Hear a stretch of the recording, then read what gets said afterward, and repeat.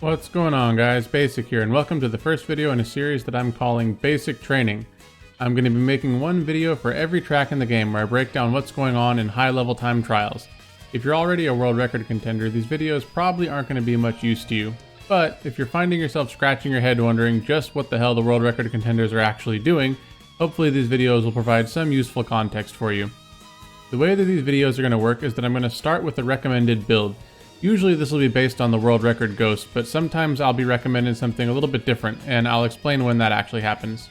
What I'll be doing next is loading up a replay where I walk you step by step through one of my runs and describing in detail everything that's going on, including things like coin lines, mushroom shortcuts, and NISCs, or no item shortcuts. Fair warning that the builds that you'll see me using typically aren't going to be what I'm recommending, since I'm part of a league that does themed time trials where we have a pre-specified build every week. With all that out of the way, let's get started. Mario Kart Stadium is a deceptively straightforward track. There are 3 fairly precise NISCs, and the coins are laid out in such a way that the optimal coin line picks up some coins on both laps 1 and 2. The recommended build here is going to be Dry Bowser with Mach 8, rollers, and Paper Glider. This is because it's a build that favors speed as much as possible without sacrificing too much mini turbo. Jumping right in, I like to hold right a little bit before go pops up on screen so that my character will be turning right as soon as the race starts.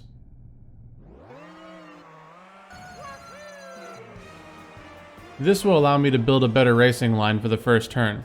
Notice how close I am to the right side of the track after getting the mini turbo. Now, we're already setting up for the first NISC here. The way that you need to do this is by doing 2 hops to the left and then drifting right. You want to hold a little bit of a hard left on the joystick so that you can keep a wide drifting angle before hopping into the grass over here. Now this is an example of counter hopping, which is a strategy that allows you to build up mini turbos more quickly on shallow turns. After starting your right drift, you want to build up an SMT, which is the orange boost. You should have enough speed to finish up building the SMT while on the grass, like you can see here. At which point you can release the SMT and start hopping off the grass. In full speed, it looks like this.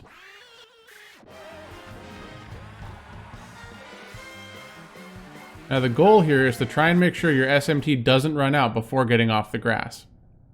Now immediately after that, we grab this coin and set up for the next NISC.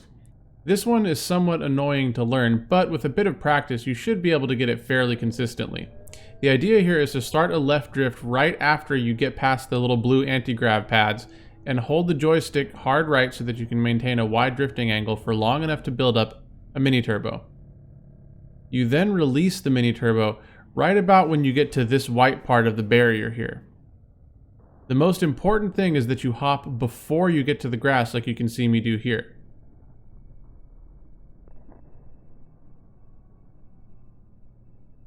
And just so we can get another look at that in slow motion again. So notice I hop right here, right after I release the mini turbo.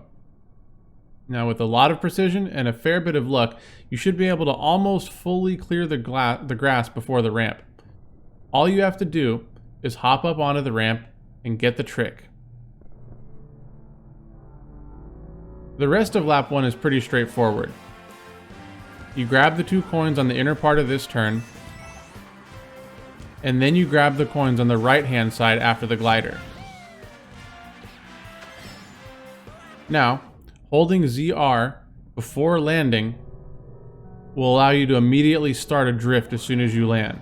This is where you want to use all your mushrooms here. You use 1 per lap. The idea is to use the mushroom as soon as you're getting into the off-road, and then you want to try and drift in between the wall and the pipe. It's not necessary, but I like to try and bonk into the wall here, because some jerks at Nintendo decided to put these big-ass oil drums in your way at the end of the NISC, or at the end of the shortcut, and bonking off the wall allows you to more easily avoid them. Laps 2 and 3 are pretty much the same as lap 1, except now there's another NISC you need to hit. This one is hit similarly to how you hit the ramp NISC, where you build up a mini turbo, release on the little barrier, and then hop before getting onto the grass.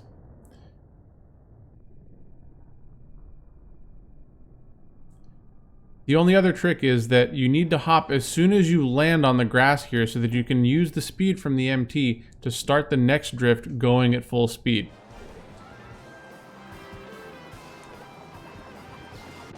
Now the way that looks in full speed is like this.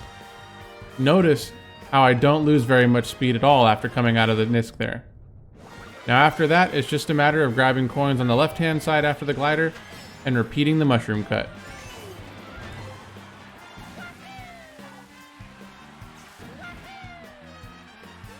Now let's take a look at how this all looks in an actual time trial ghost.